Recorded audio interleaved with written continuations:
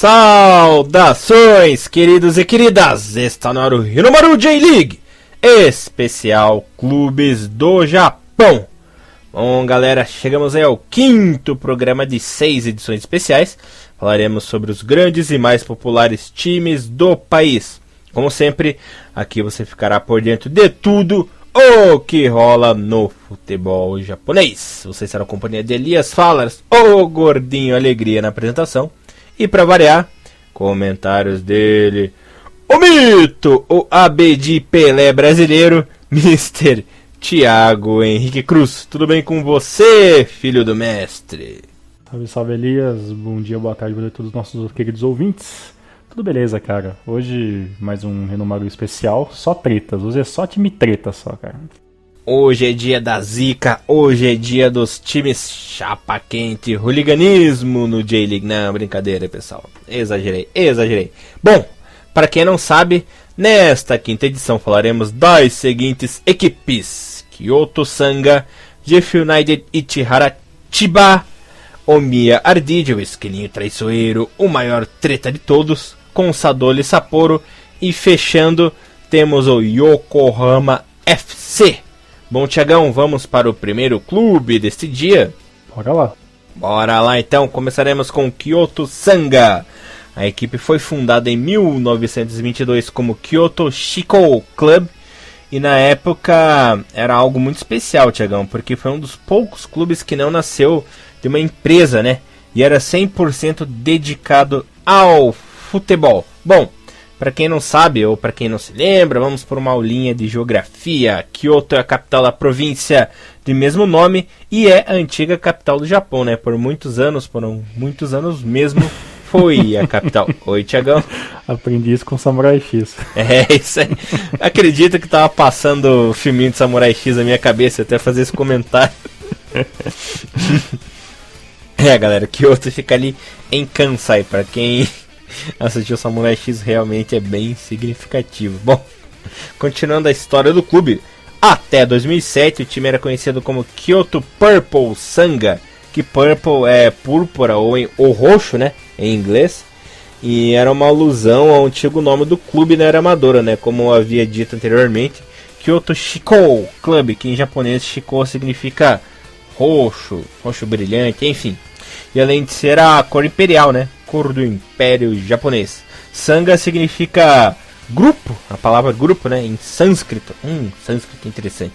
Que é a língua usada em cerimônias budistas, né, lembrando que existem muitos templos ali na região. E em japonês também tem significado em japonês essa palavra, que significa montanhas e rios. O que representa a natureza abundante do lugar, né, tem muita natureza lá na região de Kyoto, por sinal muito bonito, né? Bom, para quem assistiu Samurai X sabe que é bem arborizado o lugar mesmo, Tiagão. Bom, continuando aqui, até o começo dos anos 90, a equipe não possui aquela famosa, né, aquela tal licença para jogar a JSL, né, inclusive a primeira divisão da época. Foi então que em 1993, galera que curte tecnologia, curte videogame vai adorar essa informação. Em 93, após a J-League ter sido fundada, né, a Kyocera e a Nintendo se uniram em um projeto e acabaram conseguindo a tal licença para o clube finalmente estrear na competição em 1996. Me embananei tudo. Com o nome, né, nome definitivo, Kyoto Purple Sanga. Isso aí, galera, você viu? Interessante, né? Até a própria Nintendo aí dando um empurrãozinho para o time começar a se estabilizar. E apesar de ser bem tradicional o time, ter história, sempre foi uma equipe que lutou na parte de baixo da tabela, né? Pra você ter uma ideia, galera, o time nunca ficou entre os 10 melhores da liga em toda a história da competição, né? Beleza. E mesmo assim, por ser uma torcida grande e apaixonada, né? Sempre difícil jogar lá em Kyoto, o pessoal sempre lota lá o estádio, é complicado. E sobre os rebaixamentos, caiu em 2000, caiu em 2003, em 2006 e 2010 também, com tudo, é um dos times que mais caiu na J-League, na era J-League, né, a partir de 93. Bom, falando dos títulos, ganhou a segundona, na era amadora em 88, ganhou uma Copa do Imperador em 2002 com aquele timaço, né, com o Parque de Sung, com o Matsui também, fazer uma boa dupla. e ganhou a segundona, né, J2 em 2001 e em 2005. Tiagão, tradicional na parte de baixo, né? Pois é, cara, ó, eu tenho um carinho muito grande pelo Kyoto Sangan. É um time que realmente é um time pequeno, vamos falar a verdade. Vamos só colocar alguns pontos nos is, né? A Nintendo auxiliou o Kyoto, né? Claro, em troca de patrocínio, não, de publicidade, né? Uhum. A Nintendo que nessa época estava já pensando em alguma, já tinha, né, a transição, né? A transição de videogames, utilizaria então esse marketing junto com o Kyoto para expandir a marca dentro do Japão, que lá é número 1. E esse esquema que você falou que o Kyoto nunca ficou entre 10 primeiros, é claro, lembrando vocês que o Elias está falando só de J1, né? Da elite do futebol. Porque na J2, né, o Kyoto já chegou algumas vezes, claro, subir, né, como a gente já falou já, e em alguns momentos, né, conseguiu perder também algumas possibilidades, né.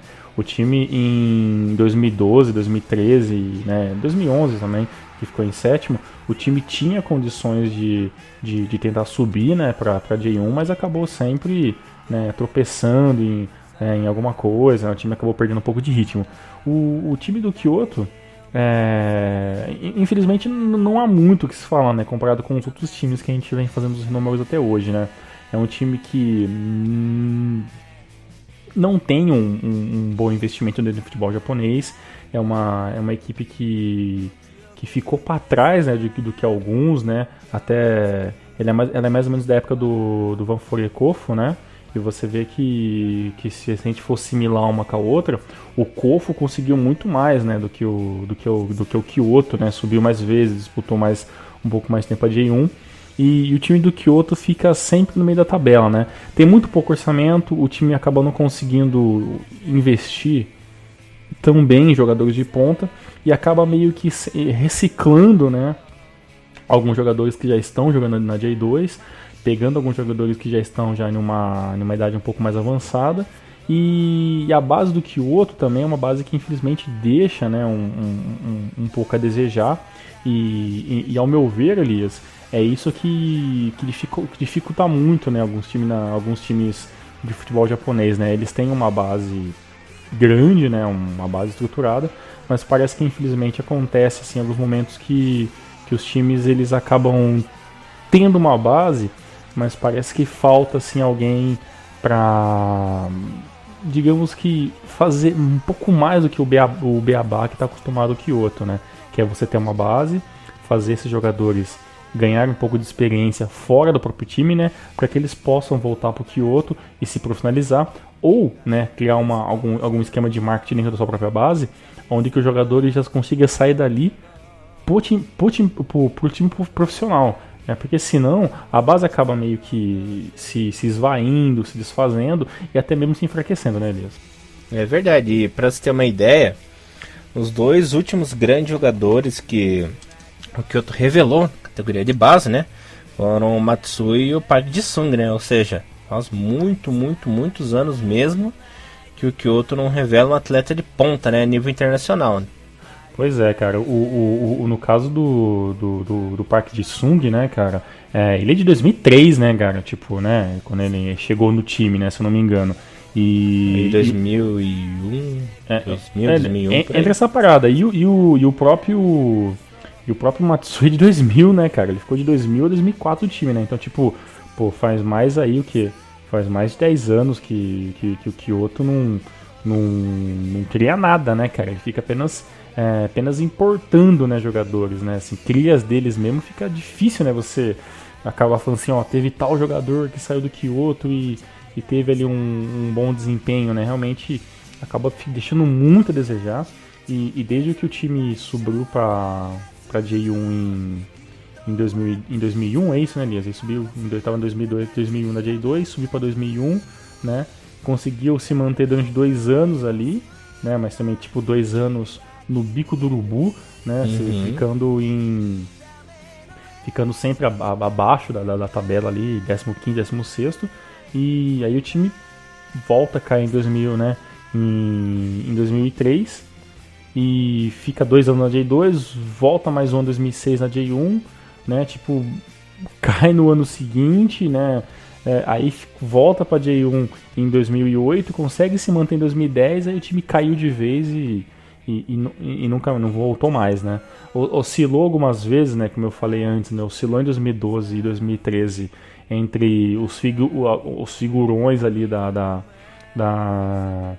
J2 e tentou beliscar ali alguma vaguinha na Copa do Imperador, mas o time acabou sempre caindo muito cedo, né? E infelizmente é uma realidade que eu acho difícil, né? O time do Kyoto tá modificando ou até mesmo reescrevendo de maneira da outra. Mas é um dos times que são realmente pequenos dentro do futebol japonês, e para sair dessa situação é mais ou menos aquilo que a gente falou sobre o próprio Tokyo Verde, né, que a gente vai falar do Yokohama FC, que realmente para esses times saírem dessas situações vai ter que ser um trabalho assim muito mesmo assim a longo prazo, que infelizmente é uma coisa que não está acontecendo, aliás. E para ser bonzinho com o Kyoto, vou dar uma chance, né? A última revelação aí razoável foi o Yuya Kubo, né? Atacante que agora está no Young Boys da Suíça. Vamos falar dos ídolos do Kyoto agora, Thiagão? Bora, vamos lá. Passaram por lá Kazu, que teve uma excelente temporada em 99, apesar do time não ter ajudado muito. As revelações Matsui e Park Ji-sung. Yasuhito Endo passou por lá também. Yanagisawa, Hiroki Mizumoto, Yutaka Kita, Ryuzo Morioka, Masashi Oguro, Koji Yamase, Tadashi Nakamura, Teruaki Kurobe, né? Kurobe que fez história no Kyoto, inclusive quando atuava pelo Kyoto chegou a defender a seleção japonesa, né? Foi aí um dos grandes símbolos do Kyoto no começo dos anos 2000. Kazuhiro Suzuki, Bayalika, o Baltazar, amigão do Thiagão, né? O Baltazar, vizinho aí do Thiagão, Shinichi Morishita, Hiroshi Noguchi, o goleirão Matsunaga também, Hajime Moriyasu, outro amigão do Thiagão, né? O Silas. Malapai? Não, outro Silas. Mas é pastor também, né? Se eu não me engano, você é pastor, né? Enfim. Teru Iwamoto. Teru Iwamoto passou por lá também. O Paulinho de Oliveira. E o amigão do Thiagão, né? Edinho Baiano passou por lá também. Gênio. Grande zagueirão. E uma menção honrosa, né? Ao alemão. Ele que começou a carreira no Coritiba, né? E veio a falecer naquele acidente trágico em 2007 de carro. Quando, se eu não me engano, ele ia fechar contrato com o Palmeiras até, né? O alemão, bom jogador, cara. Eu vi ele saindo da banca. Verdade, cara, né? Teve esse fato. Nossa, isso é antigo mesmo, hein, cara. Foi em 2007. Eu lembro muito bem, eu gostava do alemão. Putz, sensacional. Sensacional não, né? Realmente você ter lembrado disso, né? Realmente vale a menção rosa com certeza. De jogadores, assim, tipo, desses que se citaram, assim, você pode ver, né? São todos jogadores interessantes, mas quase nenhum, né, despontou como um grande craque, assim, do futebol japonês, né? Todos ali foram de médio para cima, né? Alguns de médio para baixo. Mas o time do Kyoto já chegou a ter bons times, né, cara? Tirando essa dependência, né, que teve ali no começo dos anos 2000, que era o Matsui fazendo essa dupla, né, com o Park Ji-sung e posteriormente com a saída com o time que se formou. Eu vejo o Kyoto como um time que às vezes eu não sei se o Kyoto, sinceramente, hoje, nos anos de hoje, conseguiria fazer uma boa J1.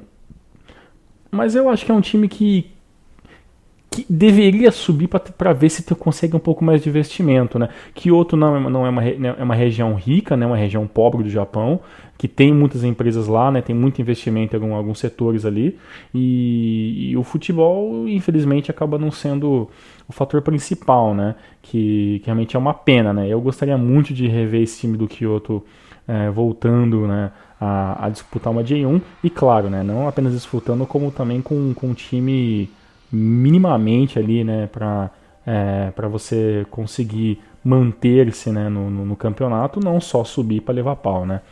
Eu tava dando uma olhadinha aqui, Mr. Elias, nos jogadores que saíram e entraram para essa temporada, né, do time do Kyoto, e é aquele esquema de time menor, né, cara. Saiu uma rempa de nego, né? Perdeu ali o atacante, né? O Ryosuke Tamura, né? Que tava que voltou de empréstimo pro Sagantoso, né? Também o técnico também do Ryoshi Kawakatsu que tava comandando o time na temporada passada, o contrato terminou e pelo que eu entendi não teve interesse de ambas as partes por uma renovação, né? Teve bastante jogador que um pouco menos ali badalado saiu, né? E também teve jogador que saiu para J1, né, cara? O Yohei Kudo, né, o meia que foi pro Sanfrecce Hiroshima essa temporada, né? Teve jogadores que também saíram do próprio Kyoto para jogar no Omiwa, né? Que também está jogando de 2 esse ano. E também teve ali o Mitsuhira, um atacante ali novo que foi embora pro Eita Trinita. De jogadores que chegaram esse ano pro Kyoto, eu acho que vale ali a menção honrosa ali mesmo ao técnico desconhecido, né? O Masahiro Wada, né? Que estava treinando o time da Tailândia, né? Num time pequeno de lá. Veio aquele tal de Daniel Lovinho, que eu desconheço, né? Teve uma repercussão pequena aqui no Brasil, né? Esse tal de Daniel Lovinho. Sinceramente eu desconheço, né? Ele tava jogando fora e assinou com o time. Também veio o Takumi Miyaoshi, né? O atacante que tava jogando no Qatar Toyama. Dizem o jogador que é um jogador interessante. Veio um jogador já um pouco mais experiente do Velgata Sendai, né? Que é o Hayato Sasaki, né? Um meio de ligação. E também veio o jogador também que esse talvez o Elias deve lembrar, o Suganuma, né? O ex-zagueiro do Jubiluata, né? Então jogou bastante tempo ali no time, saiu do Jubiluata e veio agora pro Kyoto Sanga, entre outros jogadores, né, que tem aqui, talvez sejam os jogadores mais interessantes. E jogadores da base, aquilo que a gente viu falando, né, subiu apenas 3 jogadores, um lateral esquerdo, um meia e um atacante, né, o Misashi Okugawa, que é pouco para um time que precisa evitar ter gastos, para ver se consegue montar um time para tentar voltar de J1. É muito pouco, né? A base realmente você percebe que é muito pouco usada, infelizmente, nesse momento da existência do Kyoto Sanga. E vale destaque também a vinda do veteranaço, né? Volantão sul-coreano Kim Nam-il, né? Vem aí para tentar organizar o meio-campo do Kyoto, mas acredito que apesar desses bons, né? Não dá para dizer assim, bons reforços, o time no máximo ali pega um playoff, Thiagão. Não vejo o Kyoto como favorito ao título da J2. Pode ser que pegue a segunda vaga, mas ganhar não ganha. No máximo ali, playoffs mesmo. Não sei se você compartilha desse meu sentimento aí. Não tem nem como ir contra não, viu, Elias? A J2 já teve, se me engano, são 3 ou 4 rodadas. O Kyoto teve ali vamos dizer que um deslumbre, né, de uma tentativa de um início bom de campeonato, né, mas o time já vem sofrendo algumas derrotas bobas, né. Ele já, nesse momento, né, que a gente está gravando o programa depois de 5 rodadas, o Kyoto é apenas o 11º colocado, né, vem de uma vitória em cima do Sapporo, né, e a outra vitória que o time tem é contra o Fukuoka, né? A Fukuoka que até então é um dos últimos colocados e acabou tendo 2 derrotas contra os times um pouco melhores, né? Que era o Omiwa e o próprio Jubiluata, e o empate aí com o Kamata Managa Saruto, e que é um time que também não tem muita expressão dentro do futebol japonês. Então, o que dá para dizer? Se com esses reforços, com a base que o time se manteve, o time ainda continua oscilando entre 10º e 8º colocado, fica realmente difícil imaginar uma reviravolta da noite pro dia, assim, Elias. Sim, senhor Mr. Thiago Henrique Cruz. Vamos ao próximo time que, por sinal, é favorito a esse título da J2, ou quer falar mais alguma coisa do Kyoto? Não, vamos lá, demorou. A próxima equipe é o Jeff United Ichihara Chiba. A equipe foi fundada em 1946 como Furukawa Electric Soccer Club. Bom, desde 1965, um dado importante, galera, quando surgiu a Japan Soccer League, A equipe sempre jogou a primeira divisão e nunca caiu até a J-League iniciar, né? História que contaremos daqui a pouco para vocês. A equipe do Jeff teve um passado super glorioso, né?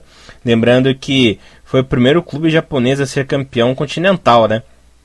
Na época ainda como Furukawa Electric Soccer Club, ganhou na temporada 86 e 87. Fora que também ganhou a Copa do Imperador em 60, 61, 64 e 76, a primeira divisão em 76 e 85, e as Copas da Liga em 77, 82 e 86, além de Supercopa do Japão em 1977, galera. Bom, a história do início do time como Jeff United começou em 1991, quando a Furukawa Electric não tinha mais condições financeiras, né, para arcar com os custos do clube. Então fez uma parceria com a JR East, né, JR East, a empresa de linhas de trem mais conhecida do Japão, né, para quem não sabe. Bom, o nome DIF surgiu das iniciais das empresas, né, JR East, né, o J e o E, e Furukawa Electric como o F, né, formando o nome DIF United. E o United simboliza a união das duas empresas para formar o clube.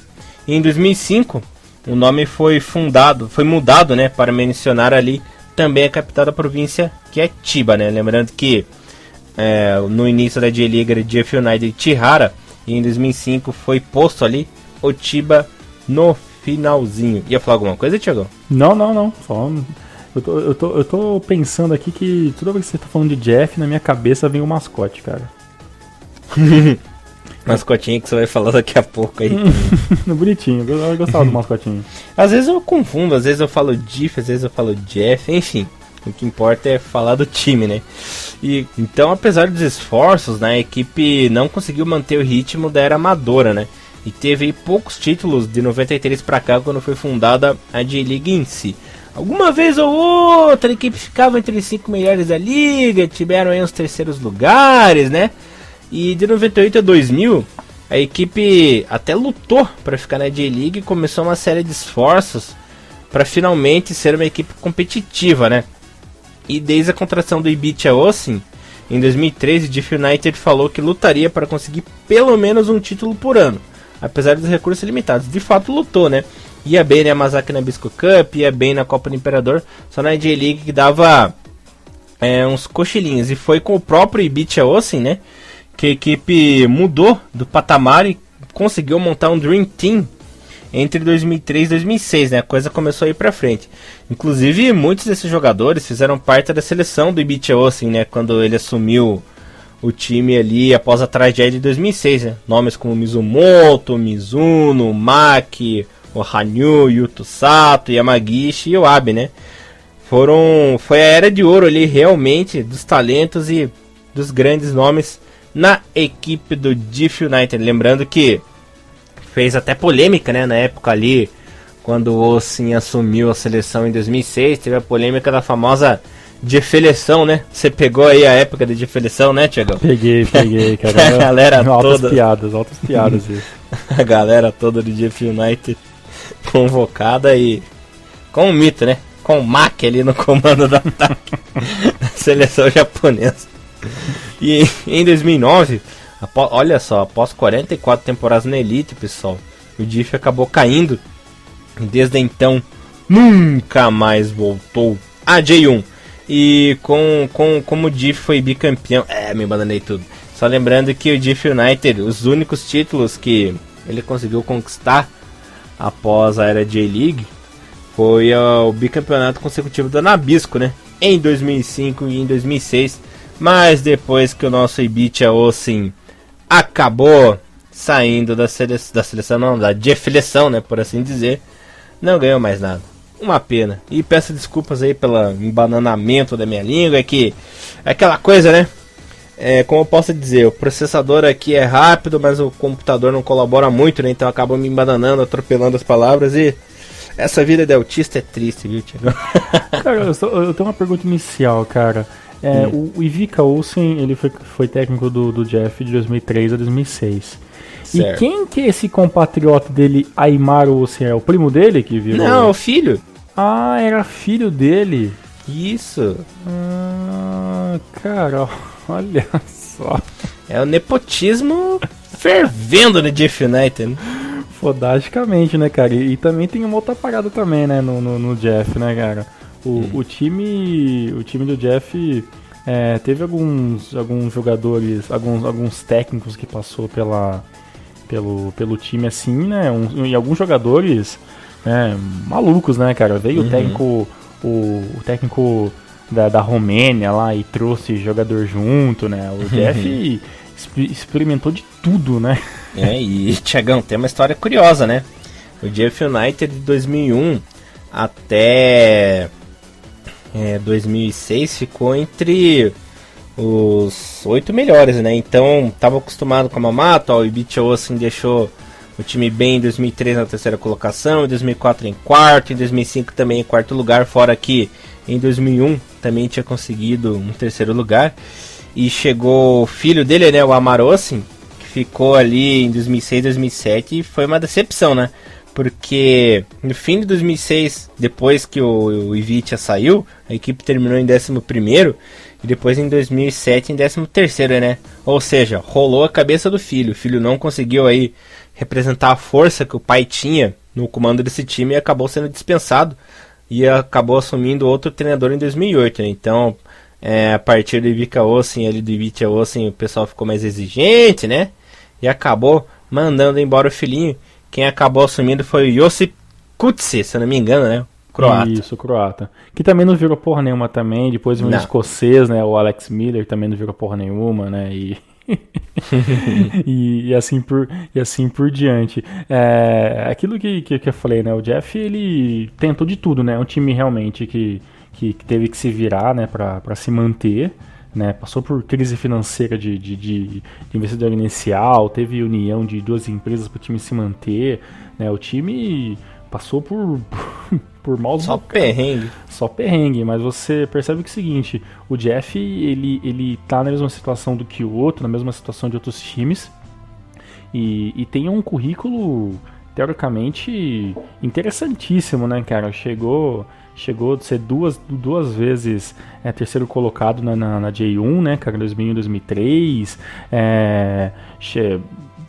venceu duas vezes, né, a Nabisco, né, como você falou, no ano seguido, chegou na final de 98, né, chegou algumas vezes na quarta de final, né, tipo, o time tentou o máximo possível, né, e mesmo jogando agora apenas a Copa do Imperador, né, desde quando caiu de vez, né, em 2010 para J2 não conseguiu voltar mais, e o time agora assim, teoricamente disputa apenas a Copa do Imperador e o Campeonato Nacional da J2, chegou na semifinal, né, cara, em 2014, né, e teve chances claras, né, e não seria uma maluquice assim o Jeff chegar na final, né, aquela no caso que foi o Montedio, né, se não me engano, né, foi o Montedio Yamagata e Gamba Osaka, né, de 2000. E o Montedio, ele conseguiu por essa eliminar o Jeff duas vezes, né? Tanto na Copa do Imperador como também nos playoffs ali de acesso, né? Que com certeza foi o que doeu mais, né, cara? Com certeza o playoff ali do Montedio foi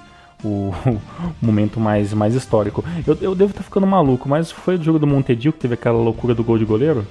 O gol de goleiro foi entre Montedio e Júbilo Iwata, né? Que o Yamaguchi fez o gol no último lance lá, no cobrança de escanteio. Isso, depois foi até contratado para esse ano, né, o goleiro. Em definitivo. Pois é. O Jeff, ele, eu acredito também, é um time que falta detalhes, assim, cara, detalhes interessantíssimos. As empresas que hoje são as representantes oficiais do Jeff United tem cada uma 50% cada do patrimônio do time, né? Tipo, isso demonstra que realmente as empresas tentam coexistir para fazer com que esse projeto funcione. O Jeff United tem um dos melhores marketing, né, para tentativa de acesso. É um time que eu acredito muito, realmente muito mesmo, e gostaria, né?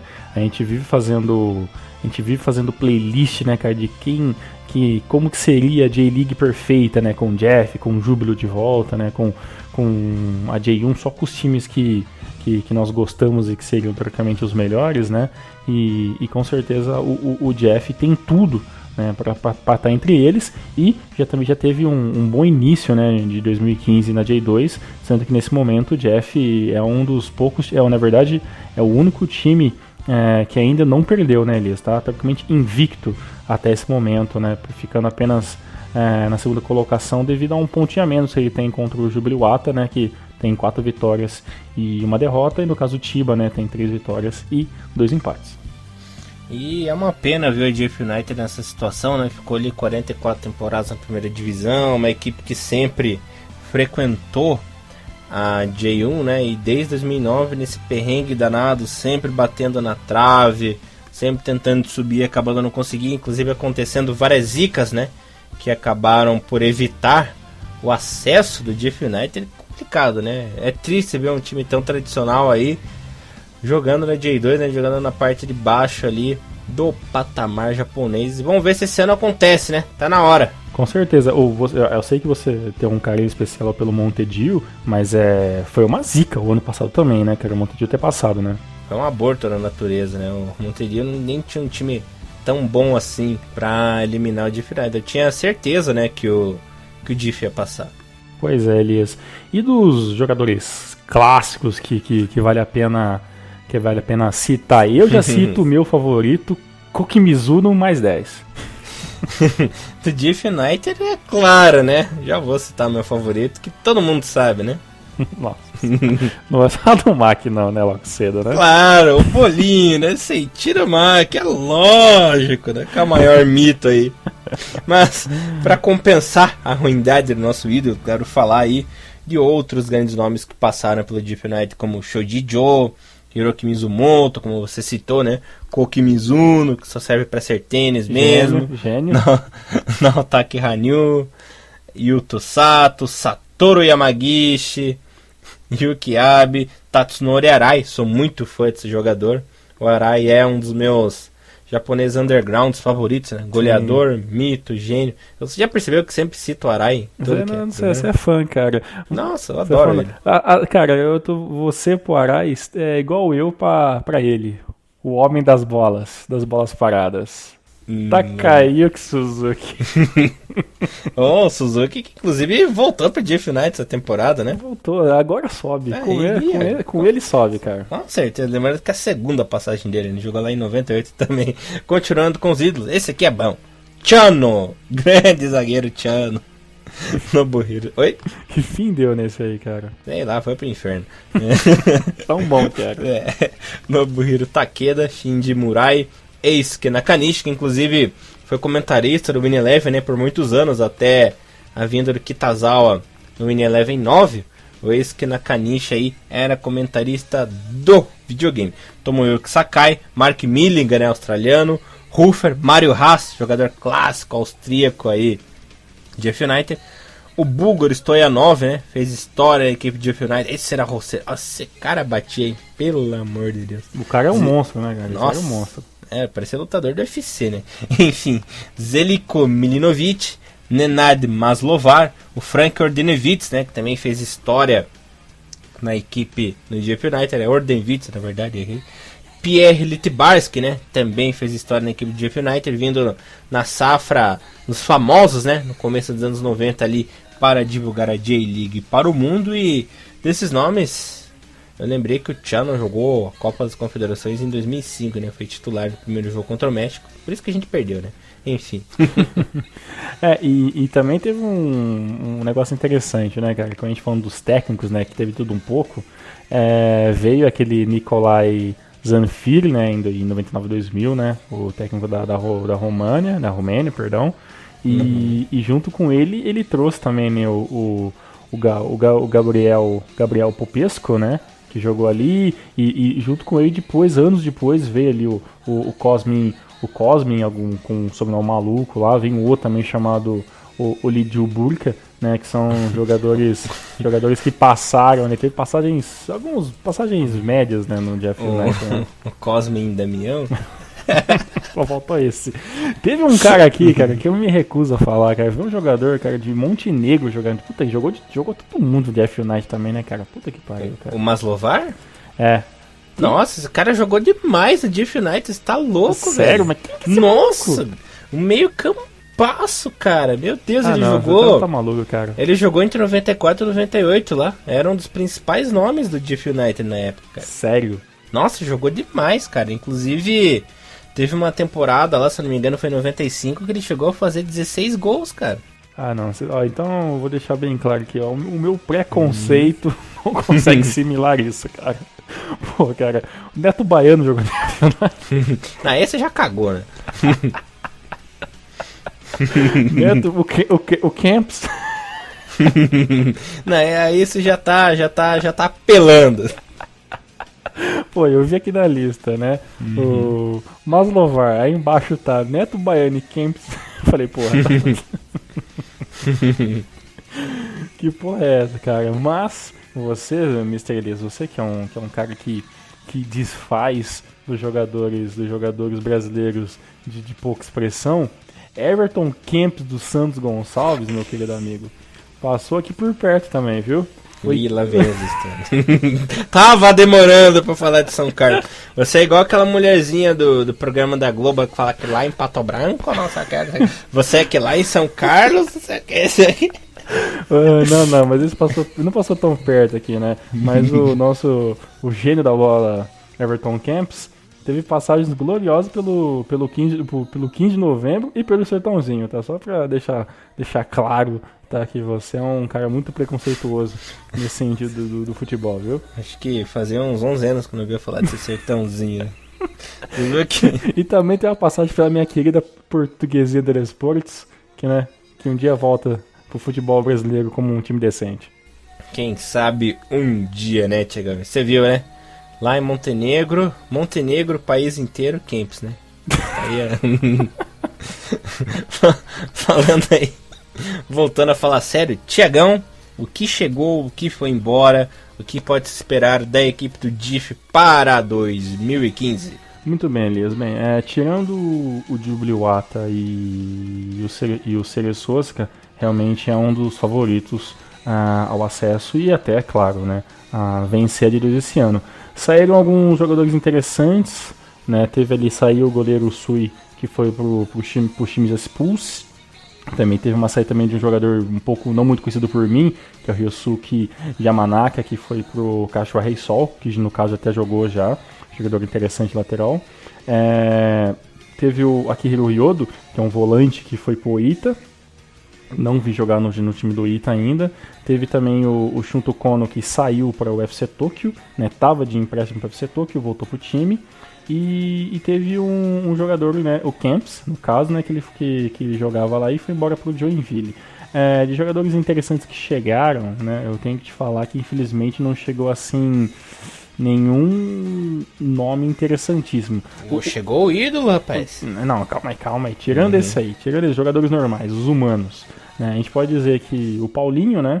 Que tava que era o jogador aquela bagunça, né? Tava no Toshigi, mas oficialmente era do Kawasaki Frontale, né? E acabou caindo agora aqui definitivo como jogador do Chiba, muito interessante. Veio também o Takashi Kanai, o lateral meia, que era do Sagantoso, um jogador, a meu ver, mediano. E também, né, como veio talvez você possa conhecer um pouco mais que eu, né, esse aqui já conhece o futebol um pouco mais amplo aí, tem um jogador que chama Masahiro Noto, que estava jogando no Bangkok FC da Tailândia, também desconheço esse jogador, e veio o sérvio, que está jogando na Estrela Vermelha, Nex Peknik, né, um meia aí. Isso aí que eu ia falar, do gênio, né, o Peknik, que não é o lanchinho da tarde, não é um lanchinho no parque, mas é um grande jogador, ele que é da Eslovênia, né? Ele que é conterrâneo do teu amigão, né, Tiagão? O Lulu. Pois é, ele é conterrâneo. Eu não entendo esse negócio dessa galera dessa parte da Sérvia, né? É uma bagunça desse momento aí. O leste europeu só tem gostosa. e o bom desses jogadores são jogadores altos, né? Então a bola aérea acaba se tornando um atrativo, né? E também, né? Também teve a volta também agora do Takayuki Suzuki, né? Que tava jogando no Mito, né? Holy Hook, né? Veio com o elenco, não acredito que seja um jogador que que vai assim ajudar efetivamente, né? Subir alguns jogadores da base e alguns jogadores também já estavam jogando ou no futebol universitário ou em times que já estavam na J2, Mr. Elias. Você sabe por que jogador sérvio, jogador bósnio, na Eslovênia, croata, eles são alto e magrelo? Fica mais fácil de desviar os mísseis da guerra, né? Eles ficam tretando o dia inteiro. Pô, eu tinha esperança que você dá uma coisa embasada sobre futebol e ver uma piada, né? Desculpe pela guerra, desculpe pelos gostosos, né? Sei que temos um público feminino no programa também, mas às vezes o sangue pedreiro fala mais alto, né? Que acaba de ser extinto, né? Ô Elias, por acaso uma coisa que eu sempre quis saber, assim, cara, por que do cachorro? Cachorro? Do Inui. O Inui, porra, o não Inuizico. Que cachorro que é? Não sou cachorro, não! O vídeo do molequinho, né? Que bosta, cara. Ai, cara. Elias, quando tá gravando Renomaru, tá vendo esses vídeos vídeo de gatinho falando Roland Johnson. Ele tá vendo esse limbo da internet aí. Não é limbo da internet não, cara. Você sabe que na internet aí a gente adquire cultura, adquire aí apenas conhecimentos e apenas coisas úteis, né? Como esse vídeo do cachorro. É muito cultura, cara. Você tá duvidando do meu intelecto, da minha bagagem cultural? Não, isso? O médico disse pra não ir contra. Tá certo isso? Esse tarja preta aí. O esquema de ser o cachorro, o mascote do time, tem alguma coisa assim? Ou simplesmente escolheram assim a moda caralho? Cara, eu sei que eles são daquela raça Akita, né? Exatamente. Conhecido lá no Japão, mas o motivo realmente não sei. Eu não sei se tem a ver com a Furukawa, né? Se é o símbolo da Furukawa Electric. Sei lá, eu realmente nunca parei pra pensar nisso, cara. Eu só pensei nisso, cara. Tanta coisa pra você pensar, você vai pensar na porra do cachorro, velho. Eu gosto muito de cachorro, acho que é por isso que eu vou pegando meu... Cachorro? Que cachorro? Que bosta. E pra finalizar sobre o Jeff Ichihara-Chiba, ele nunca teve um técnico brasileiro, Elias. Muito bom, Mr. Thiago Henrique Cruz. Minha previsão é que Jeff United, com esse time muito bom, principalmente na parte ofensiva, lutará pelo título e acho que finalmente irá desencalhar. Thiagão, posso pular para o próximo clube? Bora o próximo, cachorro. E chegou o cachorro? Não, vou parar com essa merda. Finalmente chegou um momento tão esperado desse programa. Galera, chegou a vez do esquilinho traiçoeiro Omiya Ardija, fundado em 1964 como NTT Saitama Soccer Selection. NTT, lembrando, né, é a empresa Nippon Telegraph and Telephone, né, empresa de telefonia no Japão.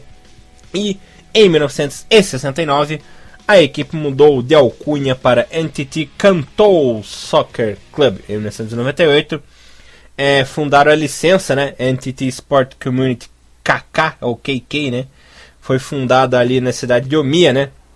A equipe passou a chamar-se Omiya Ardija, estreando assim na recém-criada J2 em 1999. Demorou um tempinho para a equipe conseguir a licença, né, essa tão chata e tão batida licença para jogar a primeira divisão. Conseguiu em 1999, estreou na J2. Bom, lembrando que a cidade, né, de Omiya é uma cidadezinha, né, um distrito ali de Saitama, faz parte ali da região metropolitana, né, capital da província de mesmo nome, que fica ao norte de Tóquio, né, digamos assim, a região metropolitana de Tóquio, por assim dizer. Podemos falar que como se fosse São Paulo, né, baseado no mapa de São Paulo. Saitama é como se fosse Osascão da vida, assim.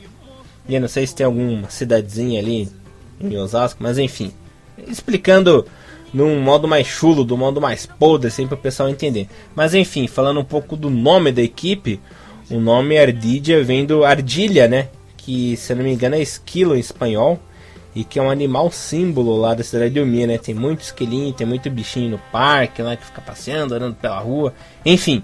E falando sobre as cores da equipe, o clube se inspirou na seleção da Holanda, né, para a sua cor principal, que é o Laranja. A equipe subiu em 2005 e caiu apenas o ano passado, né? Em 2014, infelizmente, para o nosso coraçãozinho triste, o Omiya caiu. Mas vai voltar.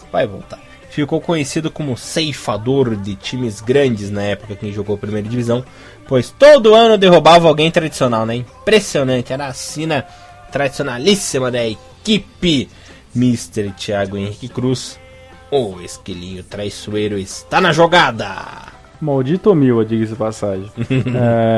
É um time interessante, se manteve principalmente quando o time subiu em final da temporada 2004 para 2005, né? Ficou em segundo, né, daquele ano do grupo, né? E teve o acesso. O time vinha com um time muito modesto, até de ser em alguns setores, principalmente a defesa, né? E mesmo assim o time se segurou, né? Logo na sua estreia na J-League, conseguiu ficar em 13º, né? Daquele ano.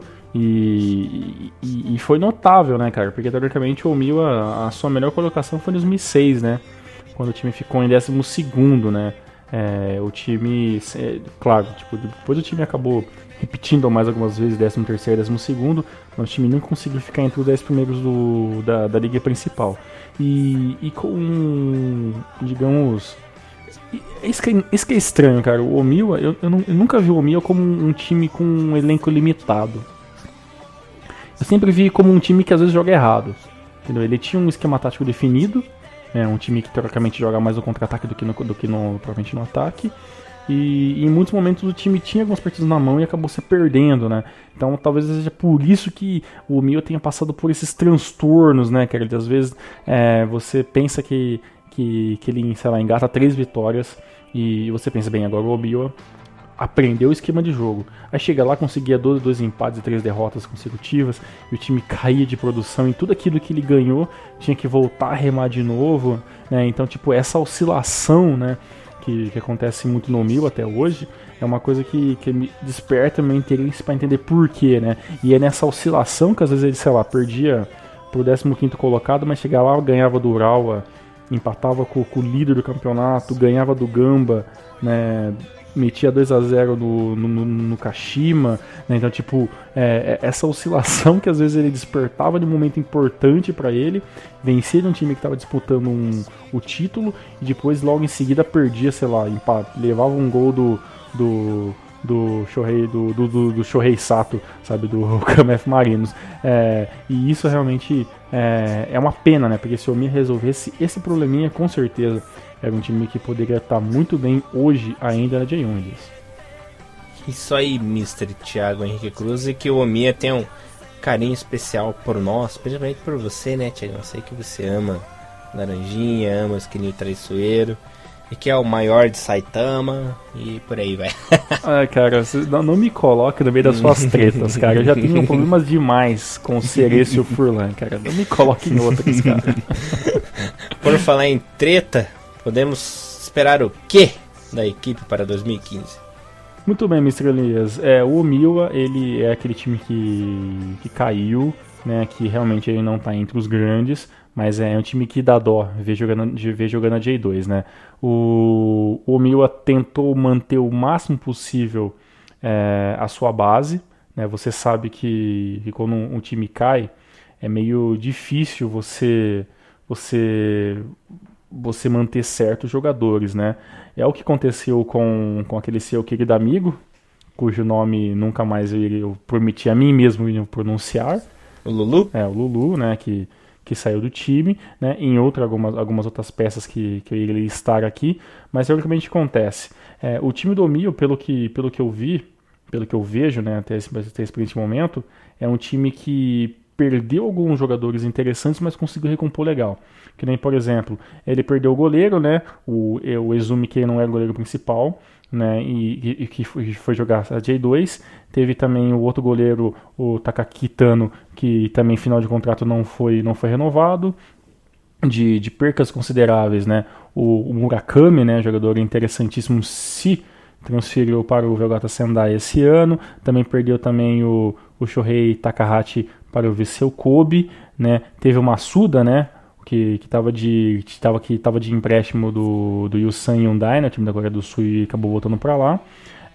Perdeu, né, o Lulu pro Urawa Reds, né, que teoricamente deve ser o maior nome, e também perdeu também o Yu Hasegawa, também um jogador que foi jogar o Tokushima Vortex, entre outros jogadores menos interessantes. Faça a menção honrosa ao Koshi Hachimoto, né, que está jogando esse ano pelo Kawasaki Frontale, entre outros que também saíram. Dos jogadores que o Omiwa trouxe, aí é aquela questão, o Omiwa dispensou mais ou menos uns 12 jogadores e contratou muito menos que isso, né? O Omiwa contratou simplesmente 2 jogadores para cada posição. A única posição que o Omiwa não contratou mais do que um jogador é meio campista, porque já tem bastante. Então veio 2 goleiros, veio o Shiota e o Kato, né, um do FC Tokyo e o outro do Urawa Reds, veio o Komoto, que estava no Viseu Kobe zagueiro, veio também o Takayama, né, jogador da zagueiro que veio promovido da base, trouxe mais um jogador da base, um volante chamado Masato Kojima, né, temos que esperar ver como é que esse jogador é. Veio também um outro volante que é o Tsubasa Oya, né, que estava jogando no Viseu Kobe, interessante, um volante não muito, não é um volante clássico, né, de marcação, mas é um jogador interessante. Veio o Koyotani, que estava no Kyoto Sangan, né, um jogador de meia, e veio 2 atacantes, o Ruide Bando, gênio, que estava no Sagan Tosu, e Shintaro Shimizu, atacante, que veio de empréstimo do Fagiano Okayama.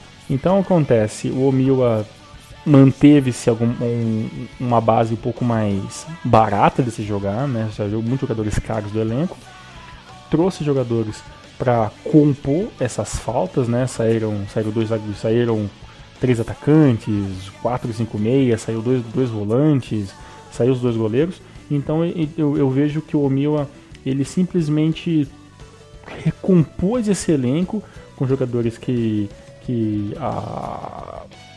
a equipe ali na interna acredita que seja interessante, né, que sejam jogadores que podem compor um nome, e digamos que isso talvez possa dar frutos a longo prazo, né? Nesse momento o Omiwa é 10º colocado, né, da J2, nessas últimas, depois de 5 rodadas, conseguiu 2 vitórias, interessantíssimo, né? Uma contra o Kanazawa e a outra contra o próprio Kyoto, né? Uma única derrota contra o Cereço Osaka, né, por 3-1, e depois 2 empates seguidos, né, que foi aí o empate contra o Sapporo, que vamos falar logo mais, e contra, né, o próprio Fagiano Okayama, né, que é um dos times que começaram muito bem esse ano. Eu vejo então, teoricamente, Elias, que o Omiwa está fazendo meio que o papel inverso daqueles que caíram e tentam voltar rápido, né?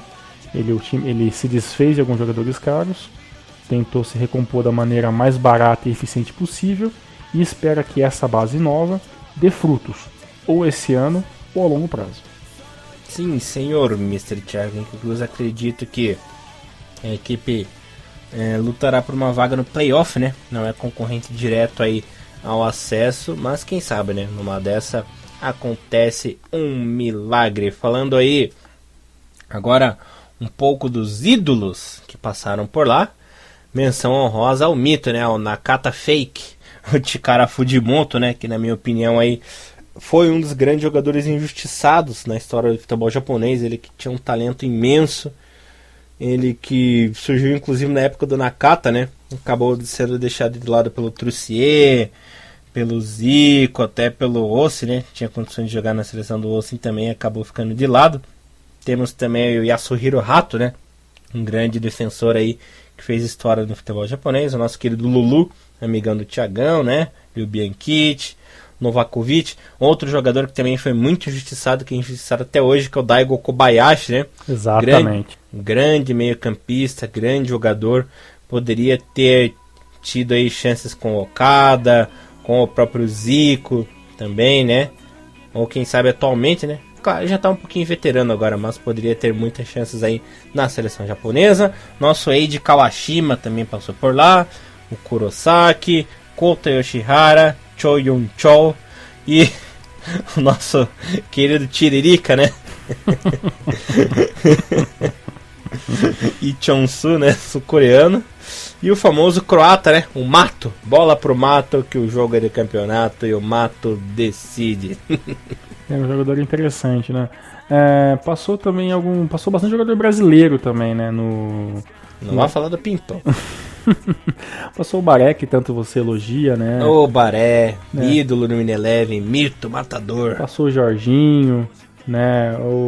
Passou o Rafael, o Pedro Júnior, né? Que hoje também joga assim. Agora me fugiu o nome, qual que é o jogo? Qual que é o time que o Pedro Júnior tá jogando, cara? É no Viseu Kobe, né? O Pedro Júnior tá no Viseu Kobe hoje. Então, assim, passou muito jogador menor também, né? Você tem raiva aí do Rodrigo Pimpão, né? Também passou Edilson Araújo, Dudu, Denis Marques, Alexandre Finazzi, Christian, né? O Denis Marques, que é o Zéias fake, né? Passou muito nego fake, né? Sempre passou a Série B dos jogadores. Teve o Nakata a Série B, o Zé a Série B. Assim, de jogadores brasileiros não passou, claro, nenhum mito assim, né? Mas passou um jogador interessante, cara. Passou aquele jogador, o Lucas Neal, né? Que jogou até na seleção da Austrália, né? Capitão da seleção da Austrália e tudo, mas ele veio com muita expectativa, né? Para a equipe do Mia, mas foi um verdadeiro fracasso. Jogou pouquíssimo, né? Não rendeu. É uma pena. Mas é um jogador interessantíssimo, né? Principalmente quando você, ele veio pro Mila já, né? Tendo uma passagem interessantíssima e já tinha sido capitão, né, cara, na seleção australiana, na seleção principal da Austrália, onde ele jogou 96 jogos e infelizmente acabou não sendo dessa expectativa, né? Mesmo assim foi um nome interessante para marketing, né? Claro. Interessante essa parte do Omil aí. Os jogadores, sinceramente, cara, os jogadores sul-coreanos eu vi que passaram vários assim no Omil, mas tirando o Tiririca, algum assim que rendeu mesmo pra falar, puta, esse teve uma passagem foda ou foi tudo fogo de palha? Acredito que o que teve mais impacto mesmo foi o próprio Tiririca, né? E também qual que é o nome daquele maluquinho lá? O Cho Yun-chol. O Cho Yun-chol, ele é atacante? Cho Yun-chol, se eu não me engano, ele era meio atacante. Sabe o que eu fico pensando assim, de jogadores sul-coreanos assim, tirando o Park Ji-sung, assim, quem que sempre vem na sua cabeça assim, que despontou assim no futebol japonês? No futebol japonês, o Anju Hwan teve boa passagem também. Tem o tem o goleirão lá, né, do seleção. Nossa, você tá de sacanagem comigo. Aquele goleiro lá, uma doença, cara. Né? Então, tipo assim, às vezes esse intercâmbio Japão e Coreia, às vezes dá muito. Não dá certo. Não dá certo por nenhum dos dois lados, né? Teve um atacante lá que foi o Cho Jae-jin, né? Jogou anos no Shimizu ali, jogou no Gamba Osaka, que foi um sul-coreano que fez bastante barulho na J-League, né? Teve aquele malucão lá que inclusive ferrou o Japão na Copa do Leste Asiático em 98, que foi o Sokju-ha, né? Esse aí fodeu nós. Não, porque eu fico pensando assim, é uma mistura que às vezes não dá muito certo, né? Você não vê jogadores do Japão indo fazendo muito sucesso na Coreia do Sul, né? Não tem muitos nomes, mas também vice-versa, não tem muito sul-coreano que vem pra cá e vira ídolo, né, cara? A vantagem da Coreia do Sul é que teve muito mais sul-coreano que fez sucesso no Japão do que vice-versa, né? Porque realmente, japonês que fez sucesso na Coreia do Sul é praticamente zero, né? Todos foram coadjuvantes, né? Alguns chegaram até com uma expectativa grande, mas nenhum passou de uma simples tentativa, né? E também o Omiwa também tem aquela sina, né? Que é o que eu sempre cito, né? De não ter tido nenhum técnico BR, né? Mas pelo contrário, né? Teve 3 técnicos da Holanda, né? Então, tipo, esse esquema que você disse que o time teve a inspiração, né? no futebol holandês, assim, em alguns vários momentos, rendeu também tentativas de técnicos, né, que vieram com boas propostas, né. O mais recente foi o Robert Verbeek, né, que ficou apenas 6 meses no time, né, então demonstra que realmente não deu certo ainda, né, essa junção, né, de Holanda e Omiwa, infelizmente, Mr. Elias. E eu lembrei de outro sul-coreano que me fez muito sucesso na J-League, foi o Hong Myung-bo, né, zagueiro. Cara, infelizmente, velho, às vezes fica difícil de eu ligar, às vezes eu conheço a face, assim, mas sabe, ligar o nome, assim, sabe, as paradas sul-coreanas às vezes dão um nó, assim, na minha mente. Assim. O Yoo San-chu também, o Yoo San-chu, que também foi lateral da seleção coreana, inclusive fez muito sucesso no futebol japonês e foi um dos principais laterais do futebol sul-coreano. Thiagão, mais alguma coisa do Mia? Ou vamos para o patinho feio do programa de hoje? Amigão, todos esses daí não dá um pimpão e não dá um baré. Vamos pro próximo. Beleza, ok. A próxima equipe é Consadole Sapporo. A equipe foi fundada em 1935 como Toshiba Horikawa Soccer Club, na cidade de Kawasaki, né, na região de Kanagawa. E quando a equipe subiu à primeira divisão, no fim dos anos 70, mudaram o nome para Toshiba Soccer Club apenas. Bom, em 1995, o Toshiba fez a sua última temporada na cidade de Kawasaki, né? O dono da equipe, né, o dono da Toshiba, não via a cidade como um lugar bom, um lugar tão bom assim mais para a equipe, já que o verde era o principal time lá de Kawasaki, dominava o cenário japonês e resolveu, né, recomeçar tudo em outra região. O dono resolveu atravessar o país, foi para a ilha de Hokkaido, né, lá em Sapporo, capital da região, e o clube se estabeleceu por lá. Em 1996 surgiu o Consadole Sapporo. O motivo de ter mudado para lá é que a prefeitura de Sapporo, né, e várias empresas locais ali, patrocinadoras, ofereceram suporte para a equipe e tudo mais, né, tanto que até hoje a Sapporo, né, que inclusive faz parte do ramo alimentício de bebidas, né, tem o miojo mais famoso lá no Japão, não é o da Nissin, né, e sim o da Sapporo, melhor miojo do universo, cara. Sou muito viciado no miojo de Sapporo. Não é da turma da Mônica? Não. É da turma do cachorro da brincadeira. Lá o lamen. Lá o lamen mesmo é da Sapporo, mas muito bom. Inclusive tem a cerveja lá que é muito boa também, Lata Prata. É gostosinha, não é melhor que a Asahi e que a Kirin não, mas é muito boa. Então mas não é a Devassa, né? É a Devassa, né? Ai, parei. Continuando então, a prefeitura, essas empresas aí acabaram fornecendo um bom patrocínio, um bom dinheiro, né? E fora que já estava em andamento as obras da Copa do Mundo de 2002, né? O projeto de Sapporo Dome, que inclusive foi uma arena multiuso, que seria utilizada aí na Copa de 2002. Inclusive foi o primeiro estádio de futebol coberto no Japão, né? Lembrando que tinha toda aquela tecnologia de fazer o rodízio de grama lá, entrava a grama do futebol, aí para molhar, né? E para pegar os raios solares, botava a grama lá para fora do estádio, entrava de beisebol. Então, toda uma engenhoca, toda uma parafernália tecnológica aí acabou atraindo a vontade da Toshiba mudar-se lá e ficar como Consadole Sapporo. Bom, aulinha de geografia. Sapporo é a capital da província de Hokkaido, da ilha de Hokkaido também, e o Consadole é a mistura de duas palavras, que é a Dosanko, né, que no dialeto lá de Hokkaido significa que a pessoa é natural naquela ilha, né, em japonês. Ao contrário, né, Dosanko ao contrário fica Consado. E o Le vem de Olé, que é o tradicional grito das torcidas no mundo. Falando um pouco do histórico de Sapporo, a equipe estreou em 98 na D1 e caiu logo de cara. Não adianta. tudo aquilo, né? Fazer tudo bonitinho pra cair no primeiro ano. Ei, que beleza. Voltou em 2001, caiu no ano seguinte.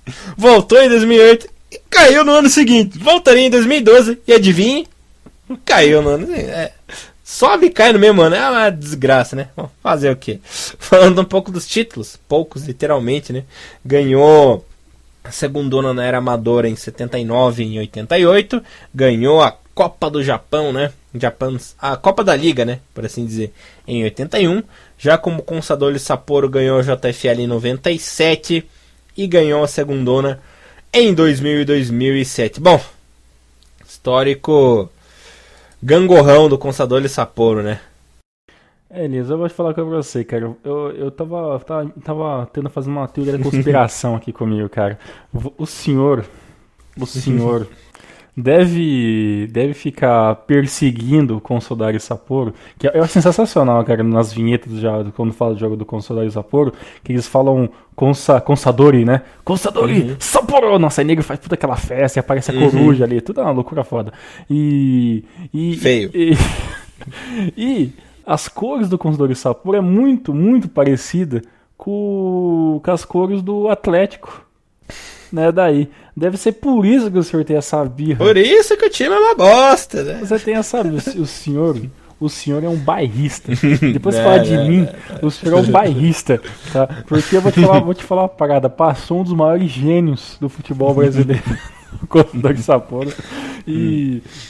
Mas antes de eu chegar nesse momento histórico, que o senhor não vai poder me deter. Mas só... Você sabe por que Sapporo é vermelho, né? Não, cara, aí não.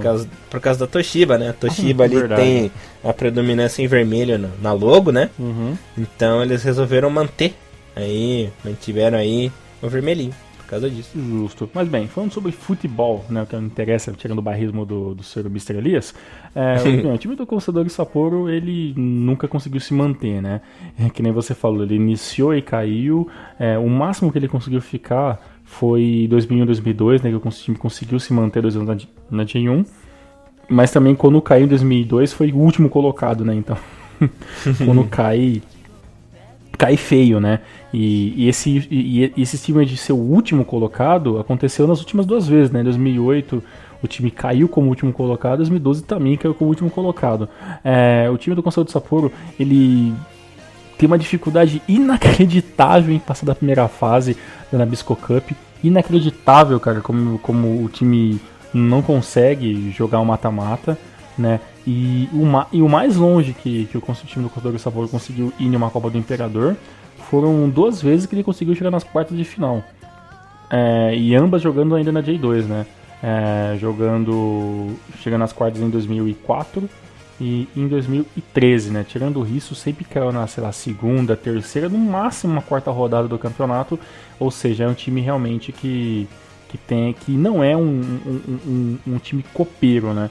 Mas o esquema de você ter a Toshiba, né, que é uma grande empresa por trás, rende pequenos frutos que eu ainda acho que o Consadole Sapporo não conseguiu utilizar isso ao seu bem, Elias. O time tem 2 filiais, cara, no mundo inteiro, né?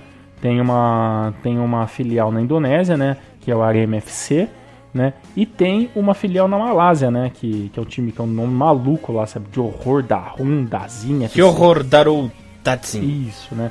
Que são realmente filiais mesmo, trocam figurinhas, né, com o time do Consadole Sapporo, que é o Consadole Sapporo, que teoricamente é o maior entre esses 3. E quem sabe, né? Quem sabe um dia, né, pode começar a ter um intercâmbio, né, entre essas seleções, é claro, né? Tem a Indonésia e a Malásia, não é um celeiro do futebol mundial, né? Mas digamos que toda a informação é útil, né, para algum momento ali que o Consadole Sapporo pode vir a utilizar um dia, aliás. Sim, senhor. Antes de falar do elenco atual, do que se esperar, calma. Vamos falar aí de nomes que passaram por lá. Um grande destaque, inclusive, Alceu, conhecido... Calma, a gente já chega, nossa. Calma. O Alceu vai ficar com uma pérola ali no fim que eu gravei. Tem o Hulk, né? Hulk aí fez história na equipe de Sapporo. O Dido Ravenar, né? Que é o pai do Big Rafune e também do Nick. Ryuji Bando, né? Um jogador que você adora, passou por lá também. O Davi, o famoso Chapa Quente, né? Que tá no Kashima atualmente, encrenqueiro. O Hooligan passou por lá também. Kono passou por lá também. Koji Yamase, o Koto Yoshihara, o Emerson Sheik também fez história por lá. Aí, outros brasileiros como o Will, né? O Will jogou muito bem por lá em 2001. O Biju, não sei se você lembra do Biju. Não lembro, cara. Quem que é esse maluco? É um safadinho aí. Nossa senhora, jogador. Biju. Clayton, famoso Zarolho, passou por lá também, né? E sabe quem jogou lá, cara, no fim dos anos 90? O Assis, irmão do Ronaldinho Gaúcho, irmão mais velho. Sério?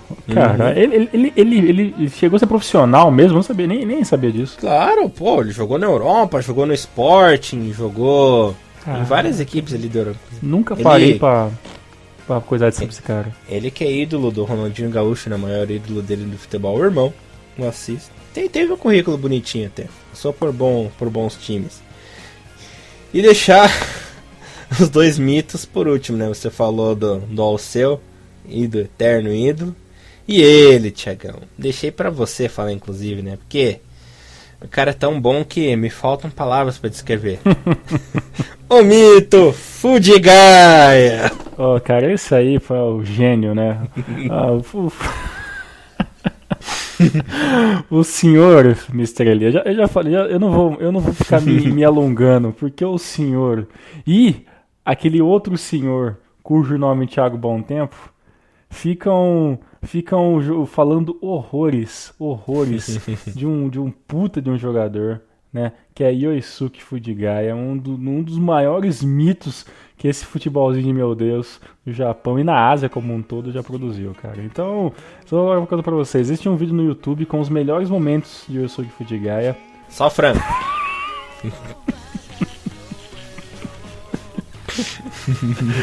que eu irei depois deixar no link pra vocês dar uma olhadinha e tirar as próprias conclusões, cara. Eu só acho o seguinte, cara. Quem tem Fudigaia nunca deveria ter colocado, por exemplo, sei lá, o Nagasaki no gol. Tinha que ser o Fudigaia de decreta. Sem mais. Tá bom.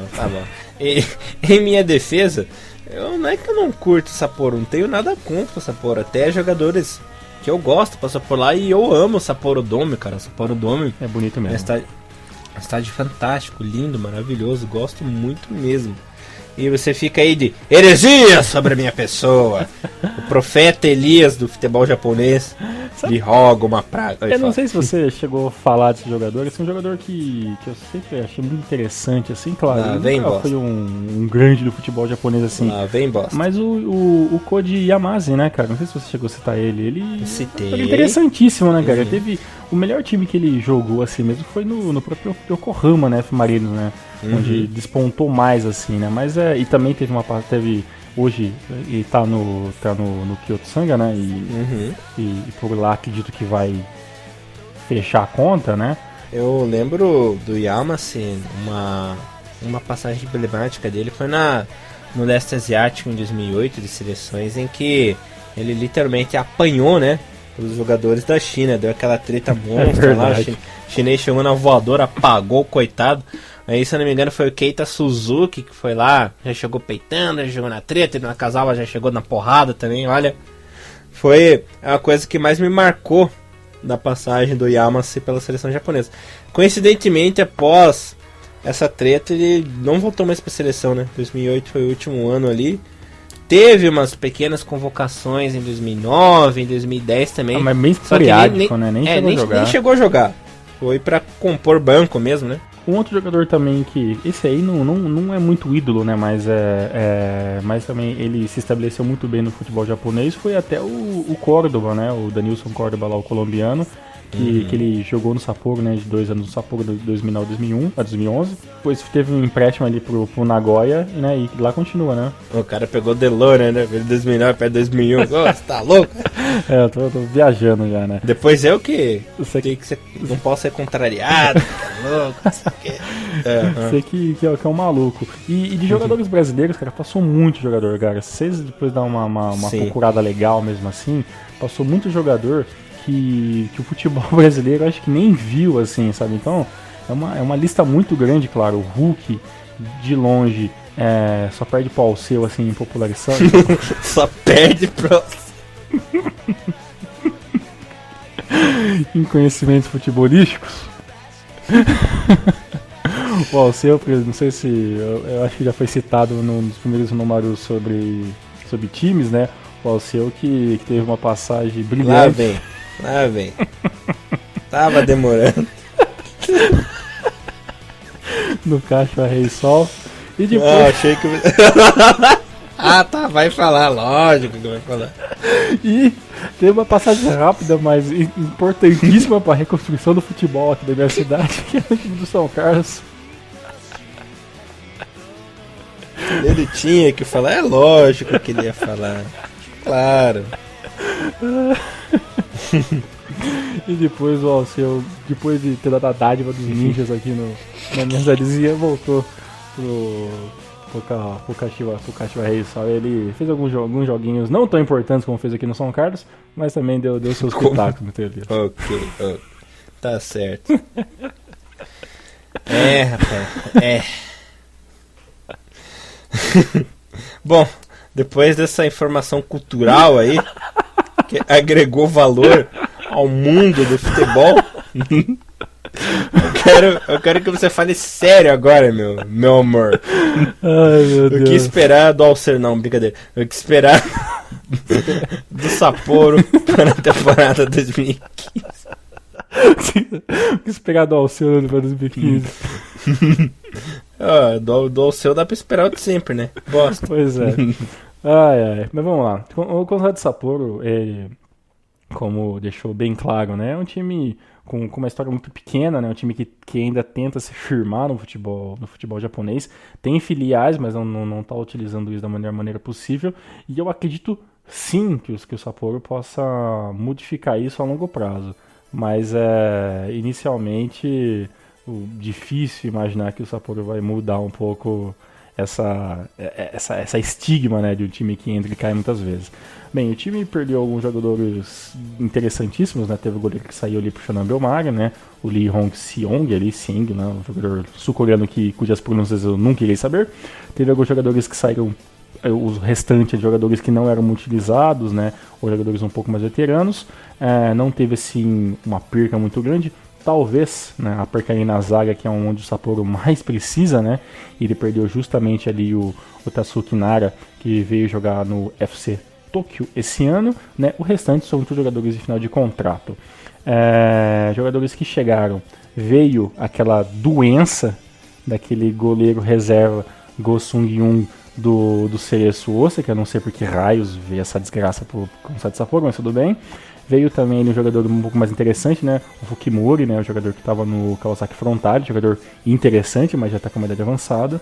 Veio subir um jogador da base, né? O Shindo, né? Um outro zagueiro. Veio outro jogador, esse sim, a maior contratação de todos os tempos do Conrado Sapporo, né? Que é o Junichi Inamoto, né? Que também veio do Kawasaki Frontale, né? Jogador veteranaço, mas com um toque de bola impressionante. Inclusive que vão reeditar, né, a grande dupla do sucesso da Copa do Mundo 2002, seleção japonesa, né? Inamoto e Shinji Ono ali compondo o meio campo. Pode ser que seja uma dupla do barulho, vai que conseguem pelo menos reeditando 50% do que eles fizeram naquela temporada, né? Tá bom, tá ótimo, né? Veio o jogador Nildo, né? Jogador que era do Avaí, né? Era aquela bagunça. O jogador era do Avaí, estava emprestado pro Tóquio Verde. Aí o Avaí, não, fica aí mesmo, Nildão. Aí o Nildão veio pro Conrado Sapporo. Veio também ali o Bardiri, né? O Bartidin, que é o jogador que era do Vancouver Kofu, né? E também veio ali outro meio atacante, o Kanda, que estava jogando no Sagamihara. O Nazarichi, né, que estava do Gifu, jogador que eu desconheço, Christian Nazarichi, desconheço o atacante. E também veio mais um jogador que eu desconheço também, que é o Kiyosuke Furata, atacante que estava emprestado ao Catamaré Sanuki, Mr. Elias. Parece nome de barco, né? Catamarã. Pois é, cara. E tipo, assim, tirando Inamoto e o outro jogador e o empréstimo que era o Fukimori, que era outro jogador do Frontale, e o goleiro do Cereço Osaka, que deve ter apenas para compor o elenco, não modificou nada, né? Veio só jogadores de base, jogadores desconhecidos e difícil, viu, cara? Eu já vou bater uma tela pra você aqui, viu? Nesse momento, o Conrado Sapporo tá em 12º, conseguiu ainda 2 vitórias, interessante, né? Contra o Toshigi no início do campeonato, depois teve contra o Avisca Fukuoka também uma outra vitória de 2-1, perdeu para o Varen Nagasaki, empatou com o Omiwa, que é um excelente resultado para o time do Sapporo, e perdeu a última, né, para o Kyoto Sanga, mas eu não vejo o Sapporo nem tentando beliscar vaga em playoff, cara. Eu ainda acho que o time não tá sabendo mexer legal no esquema tático do time, conseguiu algumas vitórias, o time pode progredir um pouco mais, mas eu acho que é muito cedo para o Sapporo tentar se arriscar novamente na J1 ali. O Sapporo que tem um mito jogando na equipe, que é o Maeda Shunsuke, né? Uhum. Grande ídolo aí. Alternativo do futebol japonês. Alternativaço, né, cara? Vamos falar a verdade, né? Total. Thiagão, passando ao régua no Sapporo, indo para a próxima equipe? Bora lá, uma última perguntinha assim só, Elias. Claro. O Shinji Ono, cara, ele... eu, sinceramente, faz um tempinho que eu não assisto jogos assim fixos do Sapporo. Dá pra acreditar que ele dá pra fazer alguma coisa, cara? J2 dá, Thiagão. A nível de J2, claro, vamos ser bem realistas, né? Shinji Ono não é nem 50%, 60% do que ele já foi, né? Mas quebra um galho na J2, sim. Ele que teve uma boa passagem ali pelo futebol australiano, né? Foi um dos principais nomes da E-League quando passou por lá. Voltou aí pra segunda divisão, já fez uma boa temporada no passado. E esse ano pode surpreender novamente. Claro, não é o Tensai, né, que nós conhecemos. Mas pra J2 pode fazer um bom serviço, sim. Tá certo. Esperamos então. Bora pro próximo. Bora pro próximo, fechando o programa. O último tópico, a última equipe do programa número 5 é Yokohama FC, que surgiu de uma treta, galera. Eu vou contar como que surgiu a equipe do Yokohama FC. Lembram-se que antigamente, Thiagão também vai lembrar, que antigamente existiam 2 times na cidade de Yokohama, o Yokohama Marinos e Yokohama Flugels. Lembra, Thiagão? Exatamente, a gente até citou um pouquinho no programa sobre o Yokohama F Marinos, que o Yokohama F Marinos comprou umas partes dos direitos autorais, né, do Yokohama Flugels, e tanto que o Yokohama F Marinos ele mantém o F, né, de Flugels, né, no nome. E no programa sobre o Yokohama F Marinos, eu lembro que eu devo ter citado que isso foi uma homenagem, né, uma homenagem ao time. Mas tem um outro lado da moeda aí, Mr. Elias. Que a gente vai contar a partir de agora. Bom, os torcedores do Flugels, inconformados com a falência da equipe, né, lembrando que o Flugels falhou no fim de 98, mesmo ganhando a Copa do Imperador no mesmo ano, né, resolveram fundar um novo clube. Em 1999 surgia o Yokohama FC, ou seja, ele nasceu do Flugels a partir da torcida, né? E foi a primeira equipe do Japão que veio dessa iniciativa, né? Foi a primeira equipe lá a ser fundada dessa maneira. E para começar bem logo de cara, a equipe convidou o ex-astro do futebol japonês, Yasuhiko Kudera, né? O Kudera que fez muito sucesso nos anos 80, principalmente, para ser o presidente da equipe, e o Litibarski como o gerente do futebol. Vou contar um pouquinho aqui para vocês. Yokohama, para quem não sabe, é a capital da província de Kanagawa, né, que fica ao sul de Tóquio. Também faz parte da região metropolitana de Tóquio, né, por assim dizer. E esse antigo nome do Flugels não podia ser utilizado porque o ex-patrocinador, a NA Sato, né, que é a empresa aérea lá do Japão, famoso Anasato, como muita gente falava nos anos 90, fazer piadinha, ainda tinha os direitos sobre o nome, né, sobre o nome Flugels. E a segunda opção da equipe na época era de botar o nome como Fullies, né, que era o apelido da equipe ali nos anos 90. Mas este nome, né, esta alcunha, também não foi permitida pelo mesmo motivo. Foi decidido então chamar o clube apenas de Yokohama FC. E outra treta que aconteceu, e o Thiagão contará para vocês agora. Muito bem, galera. Vamos tentar dar uma contextualizada, assim, tá? Vamos colocar assim. Imagina o seguinte: você tem um clube na sua cidade, você tem 2 clubes na sua cidade. Vou dar um exemplo. Você tem o Corinthians e o Palmeiras. E... depois eu que sou bairrista. Não, tipo, eu tô citando assim porque, não, sabe por quê? Porque, tipo assim, eu não sei muito bem como que é o futebol em Curitiba. Eu sei que dá treta. Só que, aqui em São Paulo, isso é num nível babaca extreme.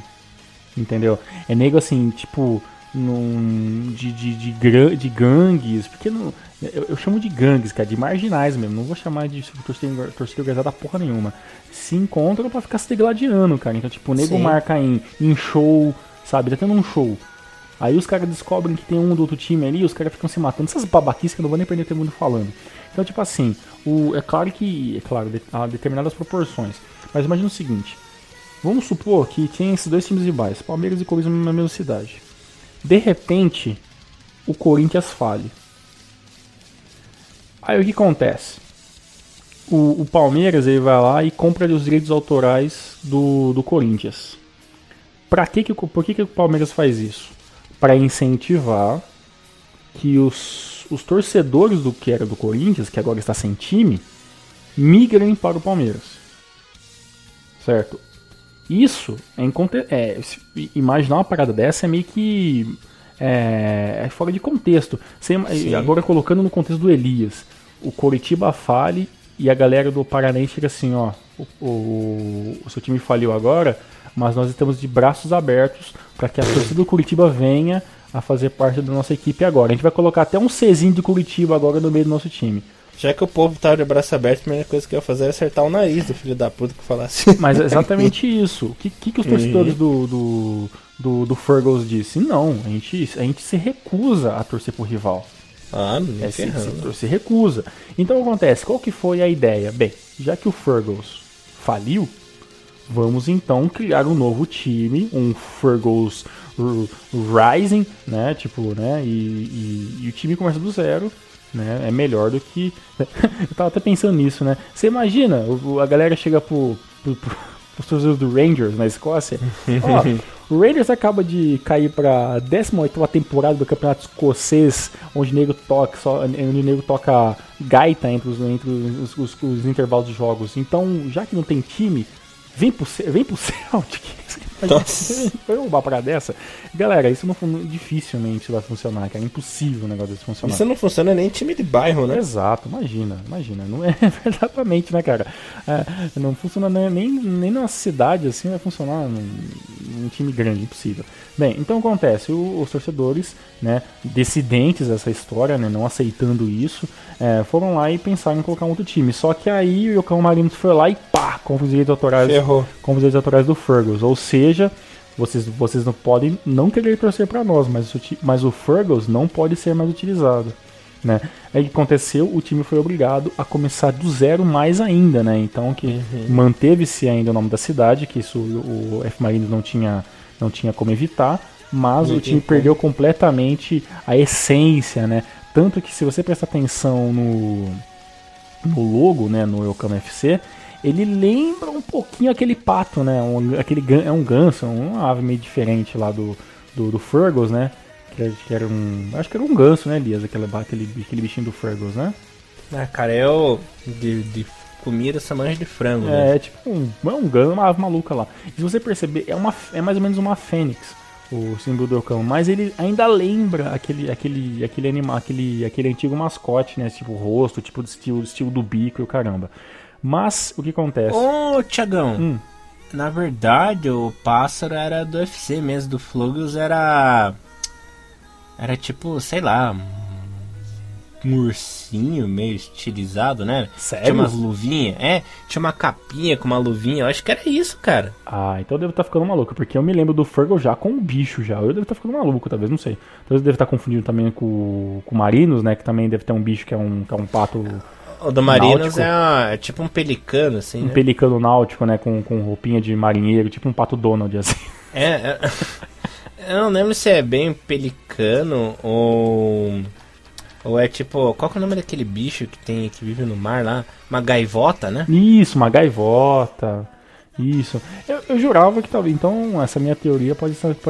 Então, um cara acabou de cair por terra. Porque eu pensei realmente que o mascote dessa fênix seria talvez uma alusão a esse antigo mascote do Fergus. Mas se é esse... Eu acho que esse esse símbolo da Fênix tem toda uma simbologia de renascimento, né? Pra dizer que o clube surgiu das cinzas. Então eles pensaram, não, vamos botar uma Fênix no escudo pra dizer que o Flugos tá ressurgindo, que é imortal, isso aqui, sabe? Acho que é isso. É uma lógica meio útil mesmo, cara, e faz todo sentido. Infelizmente, a minha teoria é que o Fergus também era um passarinho, acaba meio que se desfazendo, né? Mas bem, continuando aqui, o time teve que começar realmente do zero, né? Com certeza o time a torcida ficou mordida com o time do Yokohama F. Marino, né? Tanto que é um derby meio que pegado, né? A galera meio que não chega a ter hostilização, né, no Japão, né? Mas você percebe que, tipo, é uma parada que não se mistura muito, né, cara? Né, o Fergus, o Yokohama FC de um lado e Marinos do outro, não tem realmente esse negócio mais família, né, que acontece nos jogos do Japão. E o Elias mandou aqui uma fotinha do mascote, realmente é um urso vestido, né, com roupa de aviador, né? Eu acho que é por causa que eu vi o bico na cabeça que eu imaginava que também poderia ser uma ave. Mas... Você fica só com o seu na cabeça, negócio de São Carlos, falando merda. Acabei esquecendo. E quando o time do Yokohama FC teve que começar do zero, ele teve que fazer o quê? Tentar trazer alguma coisa para ser atrativa ao time, né? Que aí que veio a brilhantíssima ideia, né, de trazer dois mitos, né, do futebol japonês que estariam já em fim de carreira, né, ou já estariam praticamente encerrando sua carreira, né, que aí quando, né, futura mais para frente veio, né, o Chojijo, veio o Yamaguchi e veio, né, o Kazuyoshi Miura, que esse aí eu não tenho nem envergadura moral para falar tanto do Kazuyoshi Miura como você, né, Elias? Kazu sem palavras. Só que antes de falar sobre os ídolos, quero contar mais um pouquinho da história do time. Bom, apesar de ter sido bicampeão da JFL, né, em 99 e em 2000, a equipe só conseguiu aquela famosinha licença, né, para jogar a J2 apenas em 2001. Em 2006, após uma campanha épica, né, o time aí fez história, a equipe foi campeã da segundona e subiu no ano seguinte. Mas o ano na J1 foi patético, foi trágico, terminou na lanterna e foi massacrado, né? Mas ficou marcado principalmente por aquela última rodada, né? A famosa última rodada de 2007, daquela temporada, pelo motivo de ter derrotado o Urawa, né? O Urawa, que era franco favorito aí ao título, em pleno Saitama Stadium, levou pau da equipe do UFC com o golaço do dragão Tatsuhiko Kubo, com aquela famosa dancinha Kubo Dance, né? Marcou aquele golaço, ficou lá tirando com a cara da torcida do Urawa. E depois disso, a equipe nunca mais subiu, e por pouco algumas vezes, né? Até não rumou a J3, né? Por pouco aí não acabou caindo. Bom, Thiagão, chegando aí aos ídolos, né? Claro, maior com certeza o Kazu. Não tem que explicar pro pessoal, né? Todo mundo sabe quem é o Kazu, todo mundo sabe que ele é o rei do futebol japonês, né? Maior ídolo, maior artilheiro, maior tudo.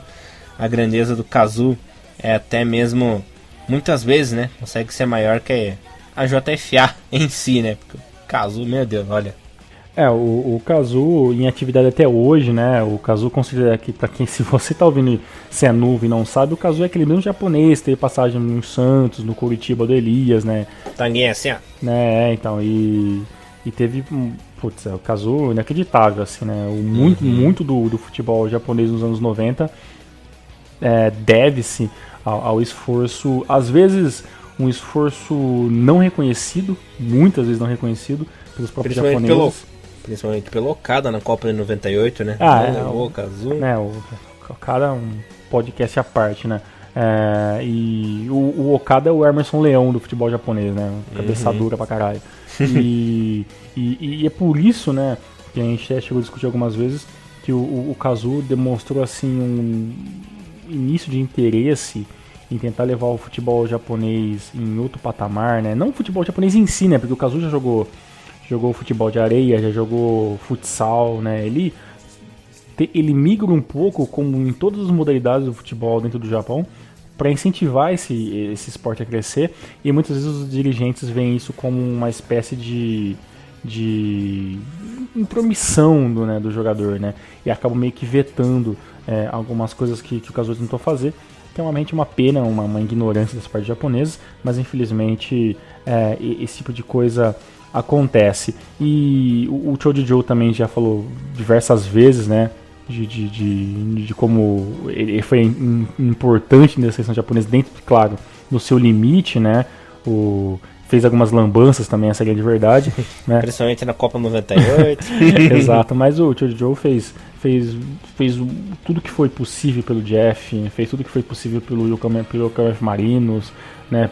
O Vissel Kobe não teve nenhum tipo de oportunidade de jogar praticamente, e quando veio já no final de carreira em 2013 pro Yokohama FC, fez história porque era a última grande chance dele, né? E fazia o que queria, né, no Yokohama FC, né? E ele inclusive foi um dos grandes destaques para a subida do UFC em 2006, né? Ele que pensou, não, consegui subir com o UFC, vou me aposentar.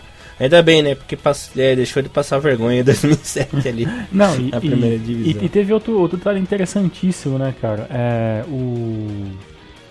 O Motohiro Yamaguchi, né? Que passou por lá também. Ele passou por lá e por causa disso ele se transformou em técnico, né, cara? Uhum. O que foi mais assim interessante, né? Nossa, desculpa. Não, ele só completando, né, cara? O cara passou pelo Fergus, passou pelo Nagoya, passou pelo Albirex Niigata, terminou a sua trajetória em 2007 como jogador pelo Yokohama FC e posteriormente voltaria, né, em 2012 para ser o técnico do Yokohama FC, né? Então, isso é uma trajetória brilhante, assim como foi do Kazu, né, cara? Um cara que passou por times pequenos, por diversas dificuldades, venceu isso, chegou a jogar na seleção, né, em 95 e 98, e hoje virou técnico do time que ele encerrou a carreira, né, cara? Sensacional. É que eu ia falar que o Yamaguchi, ele inclusive tem aquele gol emblemático contra a Coreia do Sul, né, nas eliminatórias para a Copa de 98, aquele gol de cobertura fantástico, né, que inclusive até hoje tá no Hall da Fama ali, gols mais importantes e mais bonitos do Japão nos últimos tempos. Continuando falando dos ídolos, o Atsuhiro Miura, né, jogador importante, teve passagem por lá. O Hiroki Mizuhara jogou bem por lá. O Goto, Tomotaka Kitamura, né, foi muito bem por lá também. O nosso goleirão, ele foi o Junosuke Schneider, né? Uma menção honrosa aí ao Daisuke Oku, né, que Deus o tenha, também teve bom futebol por lá. Sugeno, né, goleiro, goleirão do Rei Sol, foi importante na equipe do Yokohama FC nessa primeira divisão em 2007 principalmente, né? Se não fosse por ele, o UFC teria levado muito mais gols. O Takosuke passou por lá, inclusive agora ele é jogador de seleção japonesa, né? Ótimo lateral. Takanori Nakajima, Norio Omura, né, zagueiro, Takuya Yamado, Nejimi, Shoji Joe, como citamos anteriormente, Mateo Butz jogou por lá muito bem. Steven Tweed, né, jogador escocês. Alternativo, é mais aquela prateleira de baixo, né, no futebol escocês, mas conheço muito bem ele, bom jogador. Teve boa passagem por lá no começo dos anos 2000. Tomoyoshi Ono. E outra menção honrosa, né, homenagem póstuma também ao alemão, né, o alemão também passou por lá. Inclusive foi a última equipe, né, que ele jogou futebol profissional foi o Yokohama FC. Aí ele acabou transferindo-se para o Palmeiras, mas nem deu tempo de jogar por lá, né? Pois é, depois logo teve o problema lá, né? E depois o seu falecimento, né, cara? O time do Yokohama FC, né, teve apenas um técnico brasileiro, né, que foi o Júlio César Leal, né, em 2007. A gente pode dizer que, né, foi um trabalho complicado, né? O time do Yokohama FC ele sempre foi um time com algumas dificuldades, né, cara? Você foi no caso em 2007 foi o ano da queda, né? E foi. Se eu não me engano, quem assumiu no primeiro turno e acabou sendo demitido, né? Era o próprio Takuya Takagi, né? Exatamente, era o Takagi. E ele foi mandado embora e o Júlio César terminou, né, o trabalho ruim, né? Terminou a tragédia. Pois é, e ele não teve nem chances, né? Porque no outro ano já na J2 novamente, aí veio o Tsunami, né? Veio o Satoshi Tsunami, que também não vingaria muito, né? No Yokohama FC. E só bem depois mesmo que viria o Kishino, né, que ficou 4 anos na equipe, e depois entraria finalmente, né, o Motohiro Yamaguchi, que ficaria pelas próximas três temporadas no comando do time. Lembrando o seguinte, né, o Yamaguchi não é mais técnico do Gama FC, tá? Ele ficou até 2014, o time, ele até conseguiu um 4º lugar interessantíssimo, né, em 2012 pelo time, não conseguiu passar pelo playoff quando perdeu de 4-0, né, pro Jeff, e em 2013, 2014 o time simplesmente manteve-se ali na metade da tabela, né? Os 2 anos, 2013 e 2014, terminou em 11º colocado, né? E aí acabou o contrato, né, do Motohiro Yamaguchi, e ele acabou deixando o time, Elias. Uma pena, né? Aí um grande nome aí do futebol japonês.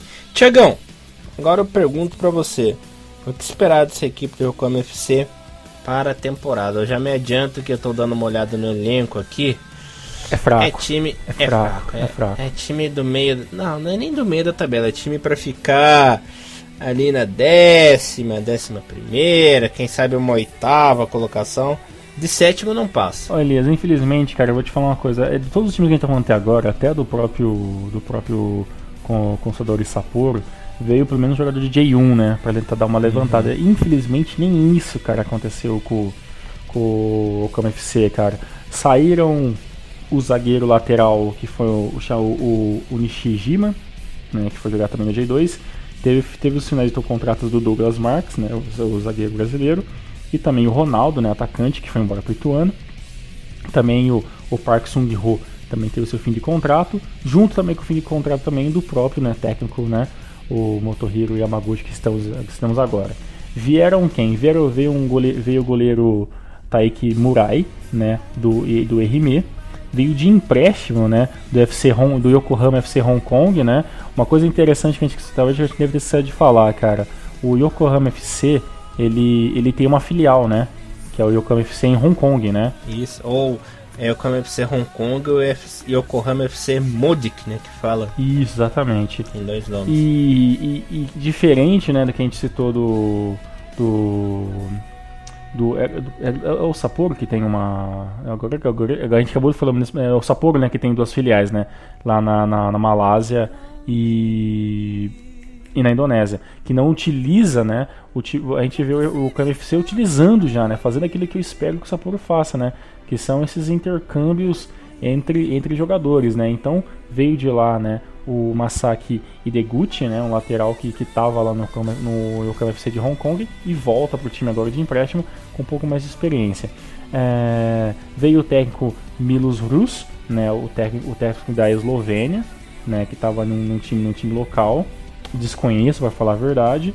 E todos os outros jogadores, assim, todos sinceramente de J2, jogadores que estavam jogando em JSL, sabe, tipo, nenhum jogador mesmo que eu posso dizer, essa foi uma boa contratação. Tanto que a maioria dos jogadores que veio pro UFC eram jogadores que estavam voltando de empréstimo, né, cara, Então realmente, infelizmente, não tem muito o que dizer. O Yokohama FC não se coloca em possibilidade de defender nada, já que também o time aparentemente também não está investindo também nada também para estar fazendo, né, com que isso aconteça, Elias. Sim, senhor Mr. Thiago Henrique Cruz. Passando a régua no programa, quer falar mais alguma coisa ou tá tudo bem?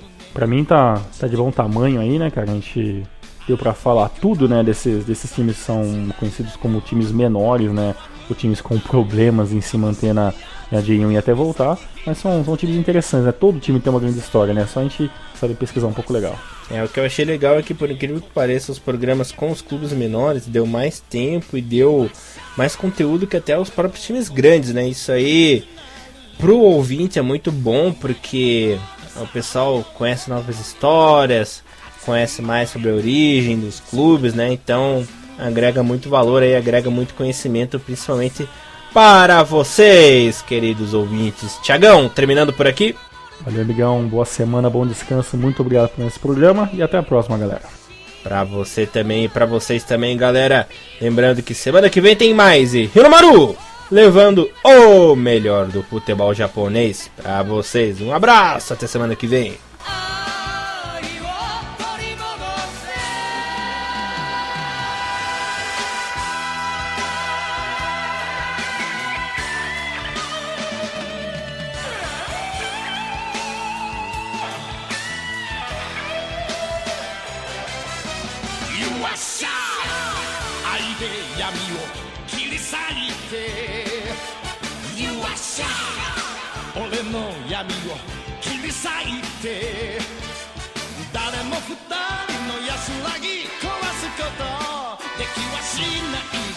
Hi